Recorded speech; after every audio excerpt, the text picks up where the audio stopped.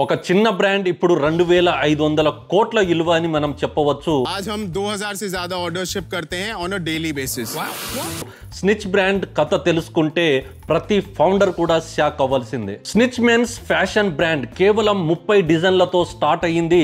ఇప్పుడు 40 million funding వచ్చిందంటే వాళ్ళు ఏం చేశారో మీరు తెలుసుకోవాలి. వాళ్ళు చేసేది ప్రతి వారం కూడా కొత్త కలెక్షన్ రిలీజ్ చేయడమే వాళ్ళ యొక్క సీక్రెట్. H&M అండ్ జరా లాంటి బ్రాండ్స్ ఏవైతే ఉన్నాయో మంత్లీ ప్రొడక్షన్స్ ఉంటే స్నిచ్ మాత్రం లీన్ మ్యానుఫ్యాక్చరింగ్ సిస్టమ్ ను తీసుకొచ్చేసింది. చిన్న బ్రాంచ్లు అలాగే స్పీడ్ ప్రొడక్షన్ అని మనం చెప్పవచ్చు. జీరో ఇన్వెంటరీ రిస్క్ అని కూడా ఇక్కడ మాట్లాడుకోవచ్చు. ట్రెండ్ వచ్చిన వెంటనే ప్రొడక్షన్స్ అన్ని కూడా రెడీగా అయిపోతాయి వీళ్ళ దగ్గర. కోవిడ్ టైంలో ఆన్లైన్ లాంచ్ చేసిన తర్వాత ఫిజికల్ స్టోర్లు పెట్టడం జరిగింది అండ్ 40% రెవెన్యూ అంతా కూడా స్టోర్ల నుంచే వస్తున్నాయని మనం చెప్పుకోవచ్చు. అండ్ ఫైనాన్షియల్ ఇయర్ 2025 రెవెన్యూ చూసుకుంటే 520 కోట్లు అని చెప్పొచ్చు.